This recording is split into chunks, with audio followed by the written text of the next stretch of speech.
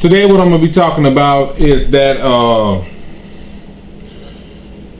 excessive muscular look, that real low body fat look, and how unhealthy that particular look is, and how difficult it is to achieve. If you're the type of person, if you got like a little shallow hints of your abdominal muscles, you know, is pretty much optimal health condition that you are in at that particular time.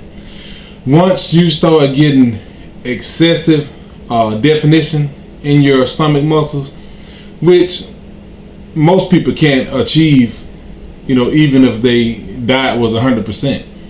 It's a lot of time that's a genetic thing, which is very few people that can actually get that lean and maintain size too. Normally a person that's real, that can get real muscular, are normally smaller people. For bigger people, it's pretty much impossible. And if you do find a larger person that's heavily muscular like that, with detail and all that good stuff, they're on some type of drug. So don't let nobody fool you about that particular thing there. It's always drug enhanced. Normally you're gonna have like a little shallow of muscles in your stomach, and that's optimal. That's a normal look, and that's pretty much the condition that most of us are gonna ever be able to achieve. But in order to get your body fat extremely low, your diet is gonna be, you know, pretty terrible, because you're gonna gear your diet up toward proteins. It's basically those low carbohydrate diets, and basically all it does is it flushes out pretty much all of the carbohydrates in your body to a minimum standard. So your energy levels is going to be very low. You're going to get tired fast, and you'll find that when you're exercising, it's even harder to breathe, because you don't have the carbs in your body to perform the exercise. The thing that a lot of the fitness models and stuff like that, they don't tell you the amount of drugs that they take, the amount of excessive caffeine that they use to energize themselves. That's why they always talking about pre-workouts and stuff like that. You know, all that stuff is geared toward priming you up for lack of diet, because you're not going to have energy when you are on those type of diets, trying to get yourself excessively lean. And at the same time, you can only maintain that look for a short period of time before your body start retaining water on its own. Your body's going to always defend itself against anything that you do, no matter what nobody say or how they say it. It's going to always defend itself from you. So if you want to be excessively lean, like I said, your diet is going to be geared heavily toward protein.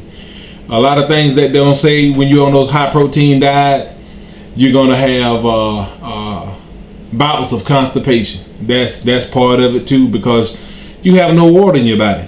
You know, it takes water in your body, you know, to use the bathroom.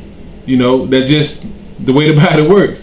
So the less water you have in your body, in your intestines, the more constipated you will be. So they don't tell you that kind of stuff right there. Is that there's something that you'll have to deal with. It's the constipation, the excessive tiredness. You know, they say that once you go completely into ketosis, meaning that you've exhausted all the carbohydrates out of your body, then your body would start using fats as its main energy source. So you'll have to consume fats, and normally, you know, when you eat the meats and stuff like that from the proteins, you get fats from that, and then that's the way that you normally get your energy. But to get to that state, it takes about 7 to 14 days on that strict high protein diet to go into ketosis. Like I said, ketosis is a hard thing to go into, but once you get there, your body will start burning fat as an energy source, but it's difficult for the body to do it, so you're gonna suffer trying to do that. So, and at the same time, the leaner you are, the less lubricants you have for your body, the less lubricants you have for your knees, your elbows, your back. All of those things are susceptible to injury when you are on those high protein, low carb, very low carb diets. You know, water in your body is 70% water, so you need water in your body in order to function properly.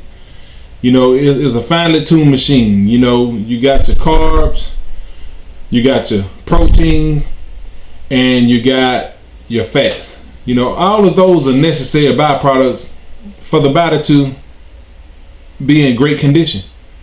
You know, you need the water in your body in order to have everything function well. Your intestines, your heart, all of this other stuff. It takes all of that.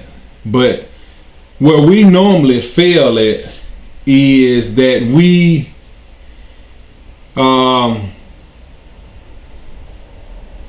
do everything in excess.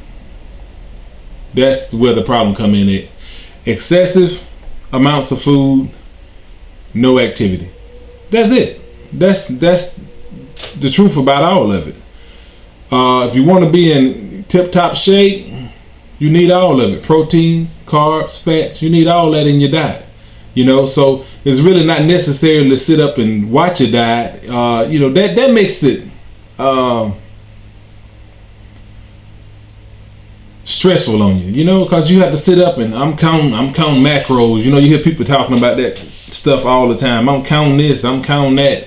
You know, all that's good if you're trying to get to a certain area, and once you get to that certain area, then you incorporate moderate eating on a daily basis, and then you're good.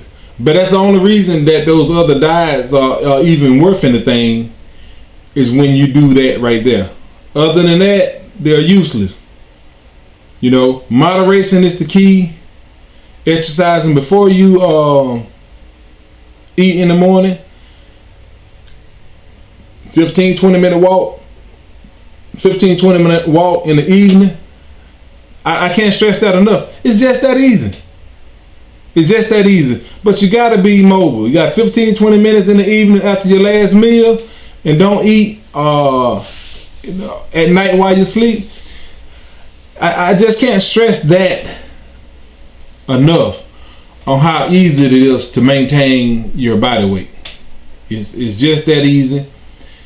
And to get excessively ripped, as they say, is a very unhealthy condition to be in, because you will have deprived your body out of most of the nutrients that it need to even look like that. And what they never tell you is how you feel when you get to that point, or the struggle that it takes to even get to that point. Nobody never tells you the B side of all of that diet crap. Nobody never tell you that. So that's my 2 cents. Take it for what it's worth.